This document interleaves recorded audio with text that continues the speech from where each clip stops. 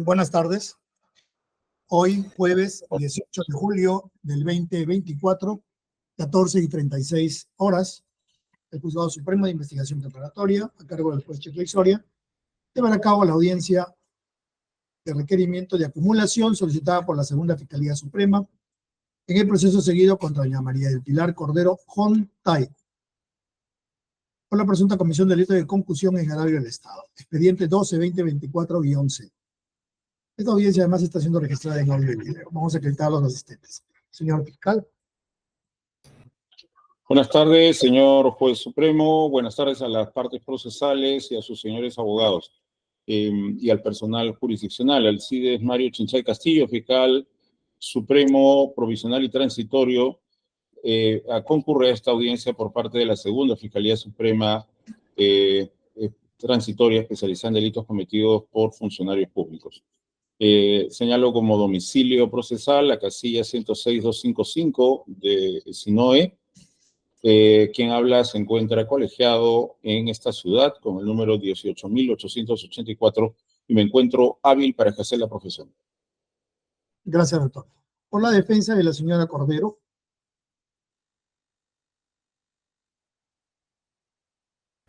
Muy buenas tardes. José Palomino Manchego, registro local 1970 y demás generales que obran en autos. Teléfono 99970-1181, casilla 50027, correo electrónico palominomanchego@gmail.com, defensa conjunta con el doctor Alberto Rosell, que se encuentra presente. Ya, acredítese por favor, doctor Rosell. Buenas tardes, señor juez supremo, señor fiscal supremo y todos los presentes. Soy el abogado Alberto Rosell Obando, con colegiatura 11052 y domicilio procesal en la casilla electrónica 50027. Gracias. Gracias. ¿Hay defensa pública? Sí. Sí, doctor. Está la doctora Cusigua. Ya. Vamos a acreditar la defensa pública y después, ¿qué hay? ¿Defensa de la Procuraduría también? ¿Procuraduría General del Estado? Correcto. Conforme. Ya. ¿Y el doctor Calderón, a quién representa? Defensa de Rafael Cabrejo, señor juez. Ya. Ahora les acredito. Doctora, defensa pública. Buenas tardes, juez supremo y todos los presentes. Por parte de la defensa pública, Margot Cusigua Mantineo, con registro de Colegio de Abogados de Ayacucho 263, casilla electrónica 98685, número de celular 907-311726, domicilio procesal Girón Carabaya 831, Cercado de Lima. En esta oportunidad participando como defensa necesaria en caso de inconcurrencia de los abogados de libre elección por parte de los investigados. Gracias. Gracias. Ahí hay un micro que está prendido, si lo pueden apagar, por favor. ¿Por la Procuraduría General o es Pública de Corrupción? General, doctor. General. Adelante, doctor. Puede acreditarse.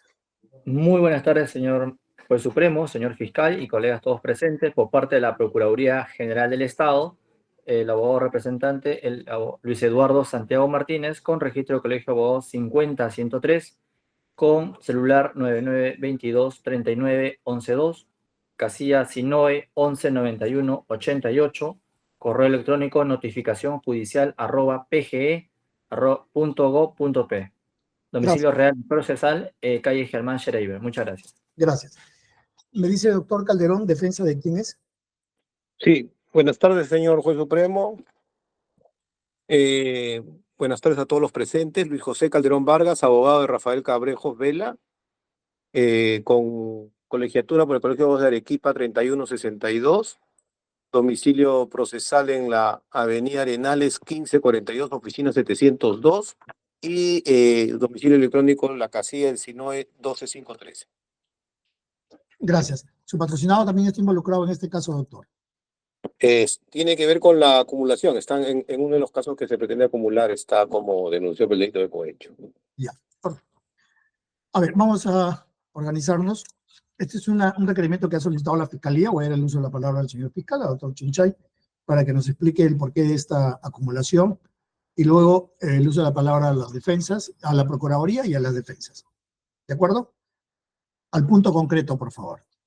Adelante, doctor Chinchay. Tiene 12 minutos. Si necesita más, Señor, atendiendo a su oportuno señalamiento de que ir al punto, no voy a dar mayores referencias acerca del hecho. Concretamente, todas las partes en carpetas distintas ya saben de qué trata el hecho y tampoco es la índole de esta audiencia explicar los hechos, sino el fundamento. Como sabemos bien, Ok, general, doctor Chinchay, sí, un poquito, cuénteme en un minuto de qué se trata, para yo ponerme al día. Ya, perfecto. Se trata de que doña María del Pilar Cordero Jontay fue nombrada como parlamentaria en este Congreso 2021-2026 y ella presidió una comisión especial multipartidaria para el proyecto binacional Puyango-Tumbes. Y en esa condición de presidenta de esta comisión, ella coordinó con Rafael Aurelio Cabrejos Vela para efectos de que esta persona entrara como asesor de esta comisión, con ingresos aproximados de 12.000 soles, cantidad que podía variar en el tiempo, y que el pacto inicial era que le diera el 50% de sus ingresos, aunque hacia el final de la relación laboral del señor Cabrejos Vela se pretendió ya quitarle o que el señor Cabrejos diera el 70% de sus ingresos. Y para efectos de hacer efectiva esta percepción de los ingresos del señor Cabrejos Vela, se contaba con la ayuda, la asistencia, la participación del señor Paredes Caya, ¿no? Ese es el hecho. Estos hechos habrían sucedido entre marzo y agosto del año 2022. Muy bien, entonces este es el hecho. Por razones, digamos que no estuvieron bajo control ni de este juzgado ni de esta fiscalía, esto se ha decantado en dos procesos. Un proceso contra la señora Cordero Jontay, que es la carpeta 120-2024, seguida ante esta Fiscalía Suprema, y ante la segunda Fiscalía Provincial Corporativa Especializada en Delitos de Corrupción de Funcionarios de Lima Centro, sexto despacho de investigación, se decantó para los señores Paredes Caya y Cabrejos Vela en el expediente 126, o la carpeta, perdón, fiscal 126-2024. Y esto es lo que estamos nosotros solicitando en vía de acumulación. Debo señalar que la formalización del 22 de marzo de 2024 fue aprobada por el Juzgado Supremo de Investigación Preparatoria el 2 de abril de 2024, con lo cual esta causa, el carpeta fiscal 120-2024, vencería su plazo ordinario el 31 de julio, o sea, próximamente, y en este sentido aprovecho para pedir respetuosamente al juzgado que su pronunciamiento sobre esta acumulación sea antes de esa fecha. Por su parte, la carpeta 126-2024... ¿Cuándo dijo que vence, doctor, por favor? 31 de julio, o sea, unos días, ¿no? Fin de este mes, en suma. Y la formalización de la carpeta 126-2024 ha sido formalizada el 27 de marzo de 2024, con lo que vencería, porque se declaró compleja, el 27 de noviembre de 2024, por lo menos su plazo base. Nuestra pretensión es que estos dos procesos se acumulen. Y sobre esto deseamos establecer una distinción que consideramos muy importante. Nuestra base es el artículo 31, inciso 2, que dice que hay un factor de conexión cuando varias personas aparezcan como autores o partícipes del mismo hecho. No se está refiriendo, como varios lugares de nuestro Código Procesal Penal, al mismo tipo penal, sino que son partícipes del mismo hecho punible, ¿no? Y eso es lo fundamental. No es objeto de esta audiencia discutir si los tipos penales atribuidos en la Segunda Fiscalía Provincial Corporativa de Corrupción son correctos o no, o si es que hay que recalificar la eventual intervención de los señores Paredes Caya y Cabrejos Vela. El asunto de fondo es que han intervenido en el mismo hecho, o sea, esta acción que consistía en el requerimiento, el aprovechamiento del cargo, eso es lo que se imputa, ¿no? Obviamente no estamos ante un alegato de clausura, señor juez, no estamos pidiendo que ya se condenen a las personas investigadas, ni mucho menos, solamente estamos diciendo cuáles son los cargos, ¿no? Lo que se imputa, más allá de que en el transcurso del proceso y en la etapa correspondiente se determine si hay responsabilidad o no, pero el tema es que la atribución es que la señora Cordero Fontaine hizo uso de su posición como congresista para lograr que el señor Cabrejos Vela le diera parte de sus ingresos y que la entrega de estos emolumentos se habrían realizado a través del señor Paredes Caya. Y esto es justamente el supuesto del 31, inciso 2. Todas estas personas han intervenido, han participado en esta misma acción, ¿no? Esta acción, como sabemos, en el juicio popular, en la opinión popular, se ha llamado pues, mochasueldo.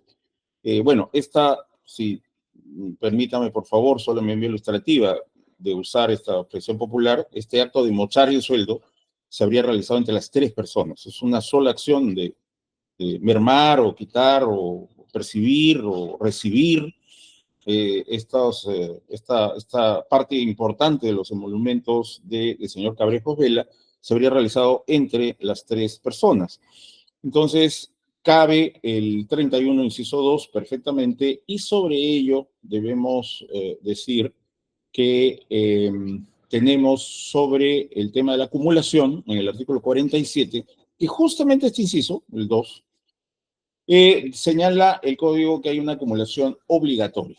Entonces, el 47 divide en sus dos incisos acumulaciones obligatorias y acumulaciones facultativas. La única del primer grupo, la única obligatoria, es la del 31.2.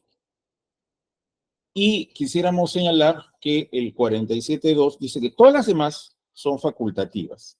Y todas las demás dependen de que se encuentren en el mismo estado o instancia y que la acumulación no ocasione grave retardo en la administración de justicia.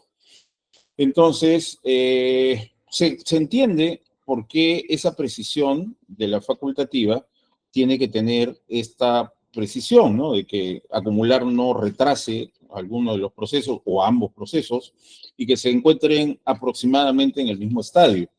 Esto porque sería pues atentatorio contra la economía procesal que se haga una acción que termine siendo ineficiente. Pero esta precaución de que se hallen en el mismo estadio procesal y que la acumulación no cause problemas, no cause complicaciones a la administración de justicia, no se hace para la acumulación obligatoria. Hipotéticamente, así uno de los procesos esté a 2 días de haberse iniciado diligencias preliminares y el otro proceso esté a 2 días de leerse la sentencia, aún así, según la letra del 47, inciso 1, tendrían que acumularse. Definitivamente, esto podría generar problemas de aplicación práctica. ¿Cómo hacer de procesos que están en etapas absolutamente diferentes para acumularlo? El 47, inciso 1, es intransigente al respecto, no hace ningún matiz, excepción, condicionamiento, ni cosa por el estilo, pero da la casualidad que justamente ambos se encuentran en investigación preparatoria formalizada, así que aunque no es aplicable el supuesto del 47.2, aunque no es aplicable que estén en el mismo estado de instancia, bueno, resulta que sí están en el mismo estado de instancia, y la acumulación no solo no va a causar un grave retardo en la administración de justicia, sino que más bien va a permitir el esclarecimiento adecuado de los hechos. Y insisto, el tema de los hechos. Ya analizar cuáles los tipos penales y se va a poder llevar eventualmente a un estado de acusación los 3 tipos penales, o va a haber una recalificación de los tipos penales si es que se llegara a una etapa de acusación. Eso ya se verá en su oportunidad con los procesos acumulados. Y también desea hacer énfasis la Fiscalía de por qué razón el 47.1 es absolutamente intransigente, no pone ningún condicionamiento, ningún supuesto al respecto. La razón es más que evidente. Si se llegara, por ejemplo, a establecer como hecho probado de parte de la señora Cordero Jontay en el órgano jurisdiccional de juicio, que ella se valió, por ejemplo, de los servicios del señor Paredes Caya para tomar los ingresos del señor Cabrejos Vela, y resulta que en el proceso del señor Paredes Caya se lo absolviera, porque a criterio de ese otro órgano jurisdiccional no está probado que él haya acordado con la señora Cordero Jontay el ser el mediador para extraer o percibir los ingresos del señor Cabrejos Vela, entonces tendríamos algo que es intolerable, no solo para la lógica, sino también para el sistema de justicia, ¿no? Que se están afirmando 2 cosas contradictorias y que ambas cosas contradictorias tuviesen la calidad de cosa juzgada. Eso sencillamente es una aberración para el sistema. El sistema no puede tolerar que esa posibilidad exista. Por eso es que el 47.1 es absolutamente intransigente, ¿no? Y exige que esos procesos se acumulen forzosamente. Por otro lado, quiero finalizar señalando, señor, que en los procesos especiales contra forados hay un supuesto que no es este caso. No es este caso. Entonces, este supuesto de proceso especial para altos funcionarios públicos asume que se ha iniciado un proceso común y que en el desarrollo de ese proceso común ante una fiscalía provincial se descubre un aforado. Entonces, ¿qué dice el código sobre este supuesto, ¿no? Que se ha desarrollado un proceso común y el 451 es el que dice esto, y ahí se descubre ex post facto que había un aforado involucrado. Lo que se dice en este supuesto es que se siguen en principio en cuerdas separadas hasta que haya la acusación constitucional, y una vez que haya la acusación constitucional, el principio es el mismo, se tienen que acumular los procesos. Ya, esto no ha sucedido en este caso por 2 razones. Primero, que ya sucedió la acusación constitucional, por lo tanto ya estamos en investigación probatoria formalizada. Y en segundo lugar, porque esto nunca ha sido o no se ha iniciado como un proceso penal común. O sea, no es el supuesto del 451 inciso 1 que se haya iniciado un proceso solo contra los señores Paredes Caya y Cabrejos Vela, y que en el transcurso de la investigación de ellos se descubra que la señora Cordero Jontay estaría involucrada. No, esto ha iniciado más bien por el lado de la persona forada. Si el proceso se ha iniciado a nivel del Congreso por la persona forada, ya no sucede el supuesto del 451. Doctor, una pregunta, me parece haber escuchado. Los otros 2 señores que no son aforados están siendo procesados ¿en dónde? ¿En un juzgado ordinario? No, la segunda Fiscalía Provincial Corporativa especializada en delitos de corrupción de funcionarios, 6º despacho de investigación. Ahí es donde está la causa de estos señores, el señor Paredes Caya y el señor Cabrejos Vela. Claro, no están acá. Ya, claro. Ok, gracias. Entonces, por eso es que pedimos la acumulación.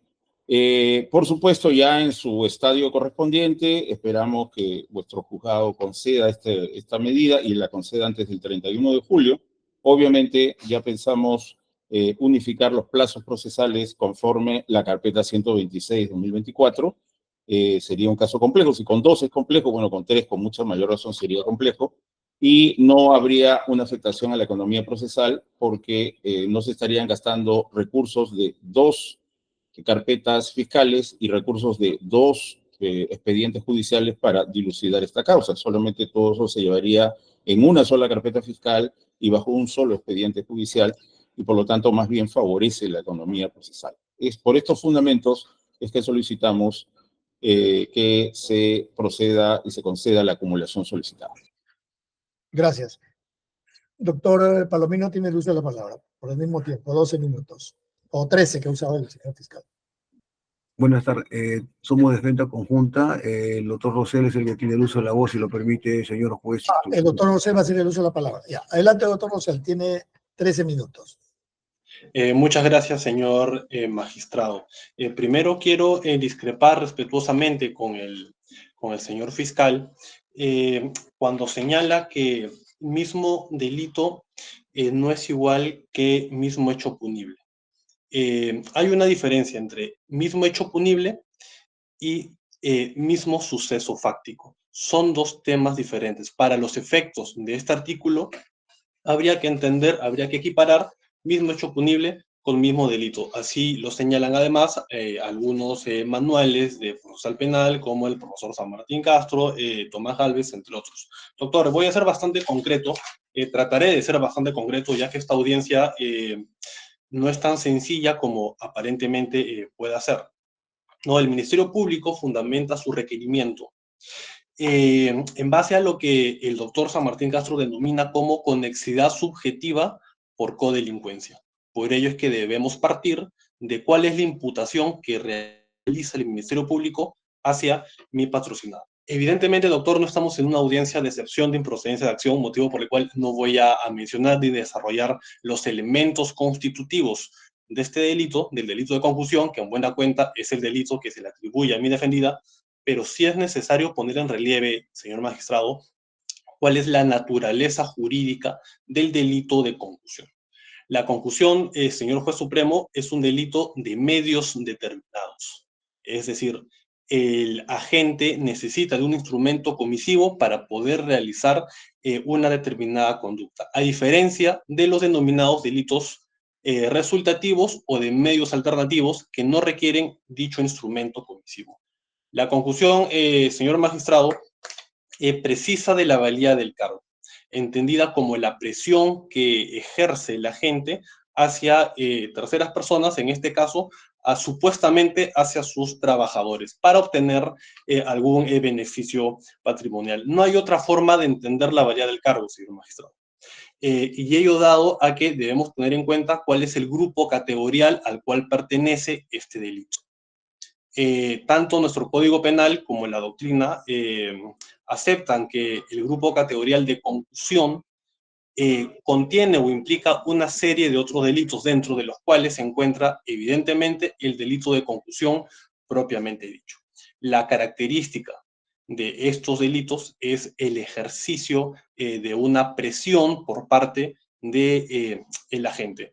Por cierto que siempre hay algunas excepciones, pero que no es materia de la presente audiencia. Ahora bien, señor magistrado, la pregunta que podríamos formularnos es ¿cuál es la relación o qué tiene que ver la naturaleza jurídica del delito que se le está imputando con la solicitud, con el requerimiento de acumulación?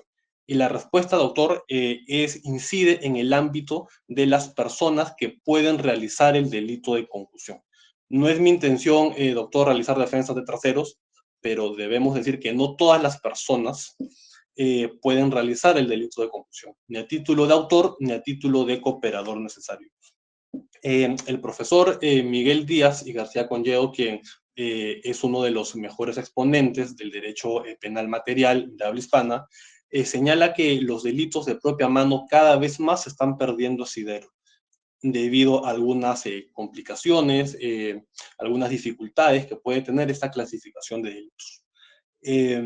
Dejando de lado, por cierto, algunas concepciones tradicionales antiguas que ya el profesor Roxin en su ya conocido manual ha podido desarrollar. Sin embargo, doctor, establece alguna excepción que es recogida también por la doctrina mayoritaria, citando también al profesor español Sánchez Vera. La excepción, doctor, para que pueda calificarse una conducta como un delito de propia mano, es que el agente debe tener algún tipo de deber especial. Además de, por cierto, este tipo penal atribuido debe ser considerado, calificado como un delito de medios determinados. ¿Qué es lo que sucede en el presente caso? Evidentemente, doctor, no voy a ahondar más en este tema, ya que esta audiencia no es un espacio académico ni debería considerarse como un espacio académico, pero lo que sí debemos tener claro es que en los delitos de propia mano, señor magistrado, no cabe la coautoría, ni la autoría inmediata, ni la cooperación necesaria. Ya la doctrina y nuestra jurisprudencia han esbozado algunos lineamientos para, por ejemplo, determinar cuál es el rol que le adquiere, perdón, el interesado en el delito de tráfico de influencias. O, por ejemplo, el particular en el delito de colusión. Pero poco o nada se ha dicho en cuál es el rol que adquiere el supuesto sujeto, los supuestos sujetos obligados, constreñidos por el agente en el delito de concusión.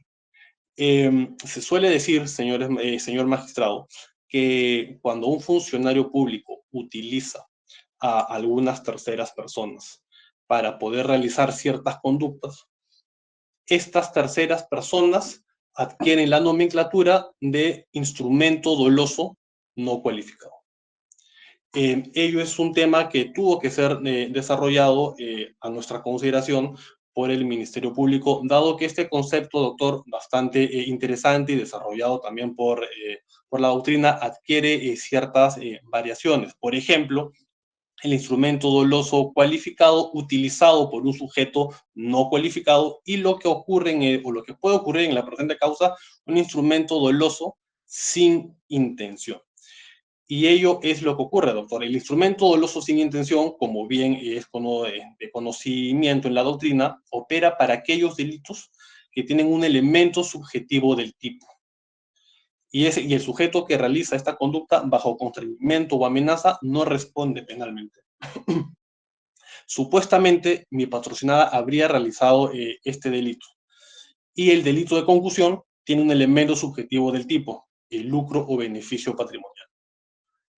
Y los sujetos podrían realizar ciertas conductas aparentemente delictuales. Me estoy refiriendo a los señores Cabrejo Vela y Paredes Caya. Pero estos sujetos, en este contexto del instrumento doloso no cualificado, el instrumento doloso sin intención, para ser más exacto, no son más que instrumentos sin responsabilidad, dado que, y me permito citar a nuestra doctrina nacional, al profesor Fidel Rojas Vargas, al profesor Ramiro Salinas Siccha, que en la conclusión el agente vicia la voluntad del tercero. Tal vez, señor juez supremo, en el decurso de una investigación puedan haber indicios que los señores Cabrejo Vela o Paredes Caya habrían podido cometer cualquier otro delito o una falta administrativa. Pero estos delitos o estas faltas administrativas en nada tienen que ver con el delito de concusión atribuidos a mi patrocinada. Por estas consideraciones, señor magistrado, es que solicito que se declare infundado el requerimiento del Ministerio Público. Gracias. Gracias, doctor. Tiene la palabra el doctor Calderón. Perdón, la Procuraduría. Perdón, o sea, primero el doctor Calderón, porque ustedes también son parte, ¿no? Sí, doctor. Ya, después le doy la... Doctor, empecemos por decir de que nosotros no hemos observado el pedido de acumulación, porque empecemos por ahí, estamos de acuerdo con el pedido de acumulación, creemos que es necesario. Señor juez, quiero aclarar un poco brevemente el relato de los hechos de parte del fiscal supremo, tanto como del abogado defensor de la congresista. ¿Por qué? Porque acá hay un detalle o dos detalles importantísimos. Primero, todos estos hechos nacen por la declaración de mi cliente ante la prensa con ayuda de audios en los que acredita el abuso y el cobro que hace la congresista a mi patrocinado.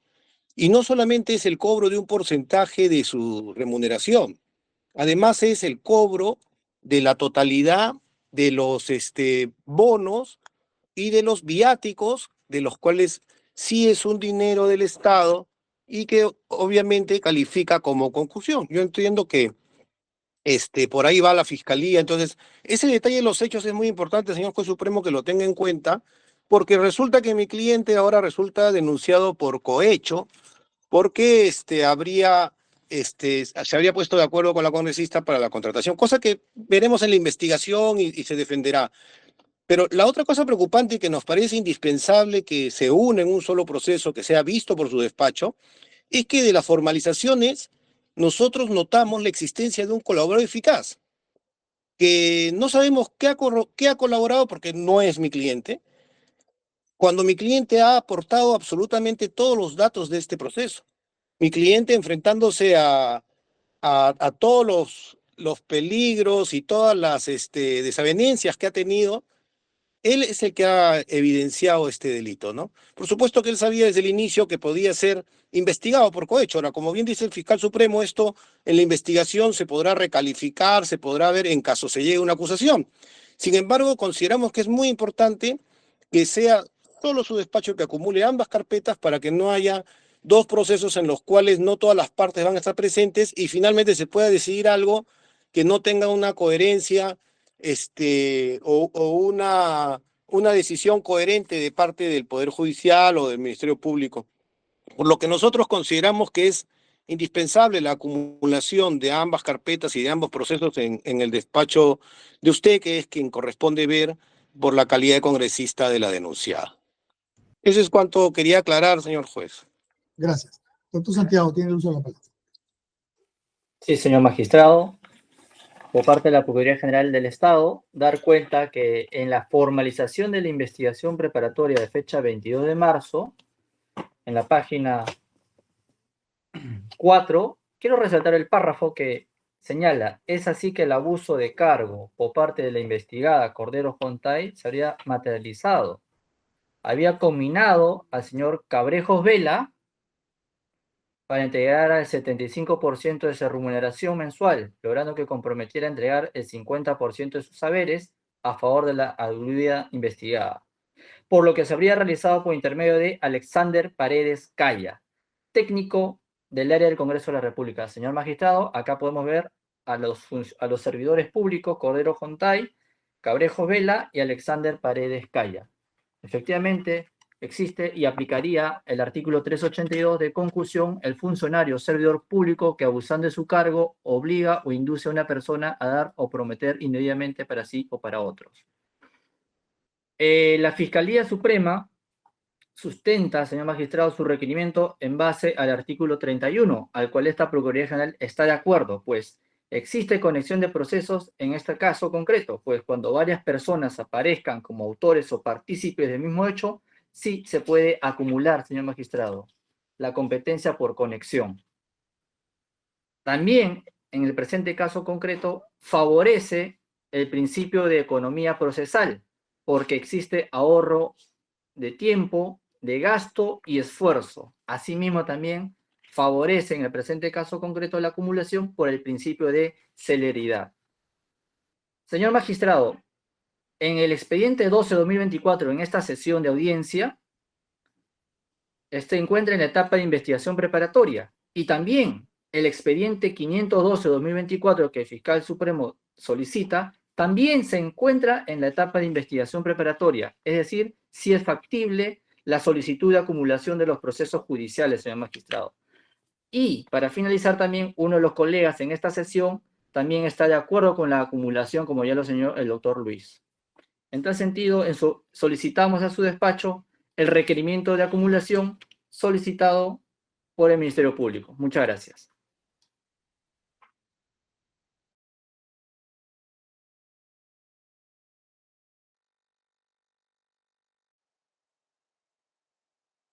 Su micro, señor juez. Sí, gracias, gracias. Doctor Chinchay, tiene 6 minutos para concluir. Gracias. Señor, primero que desea el Ministerio Público hacer presente el tema de que hay una escala en las fuentes del derecho según el sistema en el que nos encontremos. Por ejemplo, en el common law, tradicionalmente, aunque esto ya está variando, el primer lugar lo ocupa la jurisprudencia.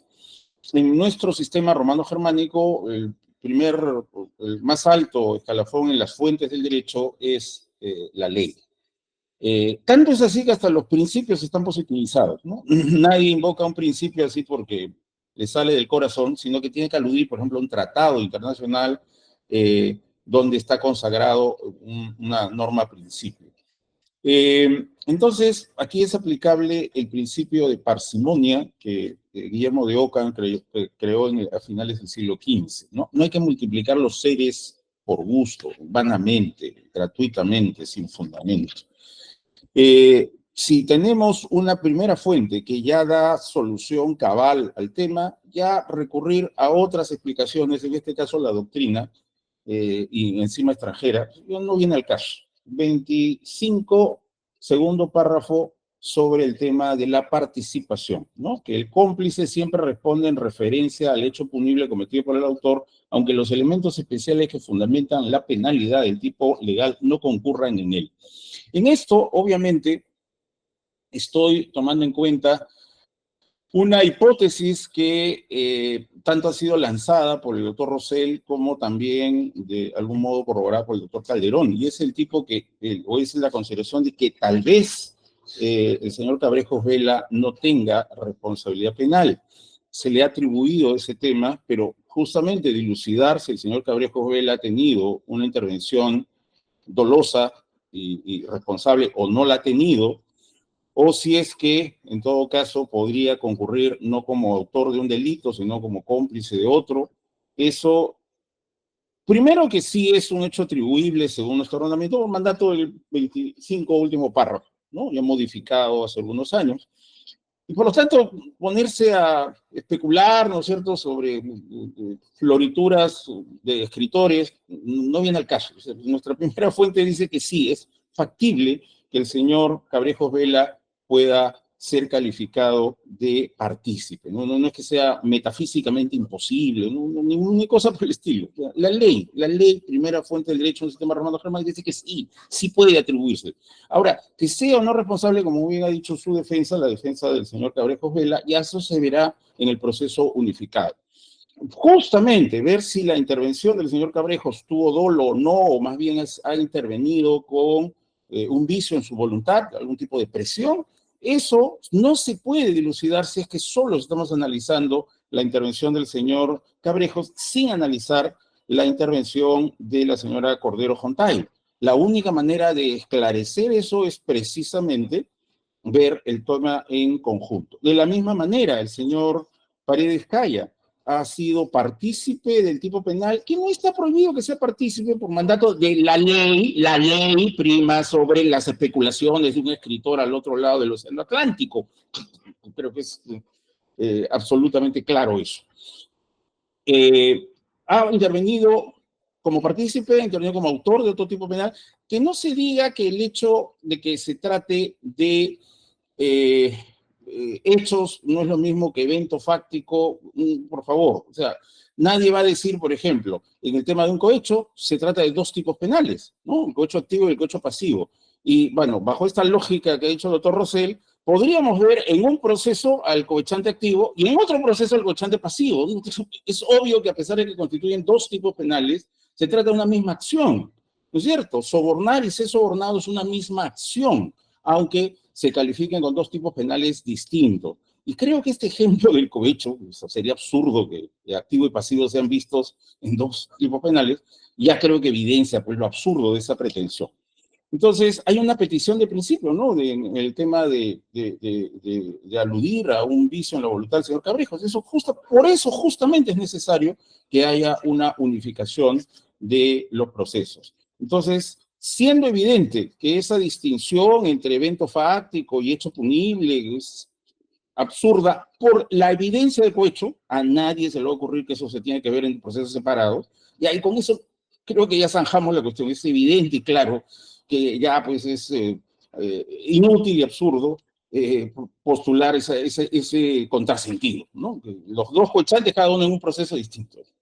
En fin. Bueno, entonces por esa razón, señor, queda claro que si ha habido eventualmente necesidad de recalificar la participación o intervención de las personas, eso se tiene que hacer en un proceso unificado y, en consecuencia, como ya los supuestos que se pusieron por escrito en la oposición sobre que afecta a la economía, etcétera, bueno, esos argumentos no han sido refutados y solamente queda ese tipo de que la concusión no puede tener cómplices.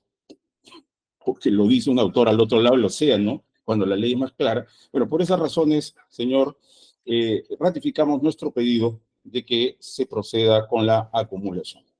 Gracias. Por la defensa del señor, de la señora Cordero.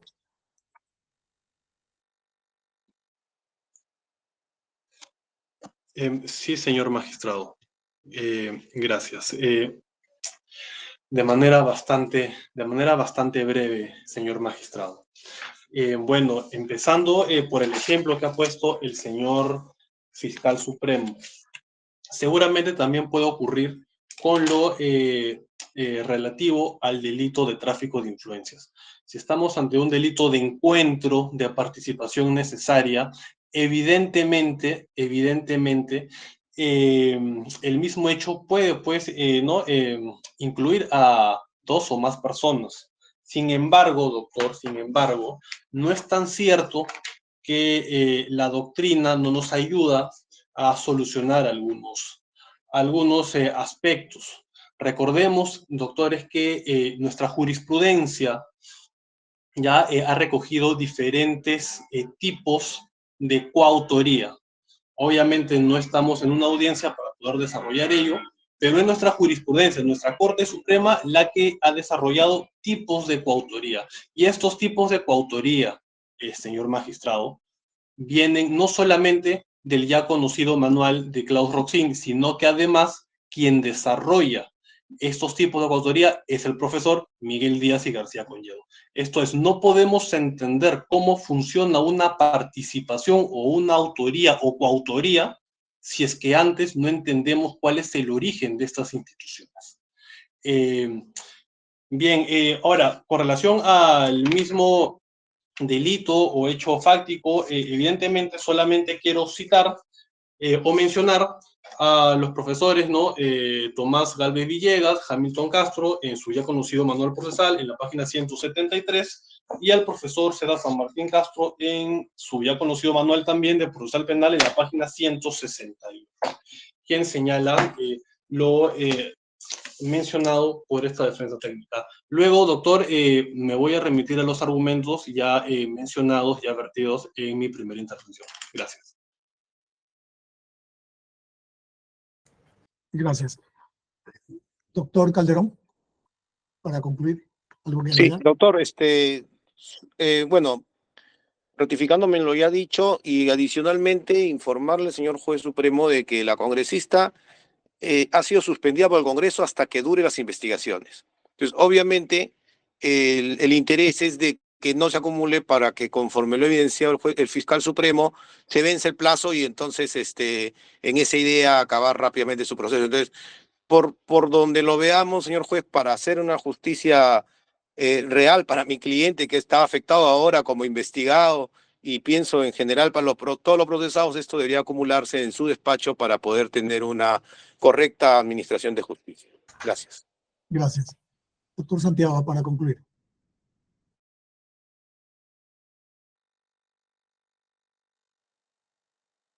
Su micro. Sí, señor magistrado, nos ratificamos en lo señalado y debemos respetar las normas señaladas en el Estado peruano, como es la ley, el código, y ratificamos, existe conexión procesal, así lo señala el artículo 31. Y muy bien cabería uno de los investigados entrar como partícipe y en su oportunidad de ser el caso, recalificarse, ¿no? En tal sentido, solicitamos se acumule presente caso. Muchas gracias. Gracias. Habiendo escuchado los argumentos de la Fiscalía, quien solicita que se acumule el proceso de dos de los involucrados que se encuentran en una fiscalía provincial, a el proceso de la señora Cordero Fontay, que se encuentra en este juzgado por ser una persona con aforo, y solicita que se declare fundado esta acumulación, así como los de las defensas del señor Cabrejos y de la Procuraduría, mientras que la defensa de la señora Cordero se opone a esta acumulación por los argumentos ahora expuestos. Dicho ello, se va a expedir la resolución y será notificada a sus casillas electrónicas. Siendo a las 15:20 se concluye la presentación. Muchas gracias. Hasta luego. Gracias, buenas hasta luego. tardes. Gracias. Hasta luego, doctor. Muchas gracias. Muy amable, doctor.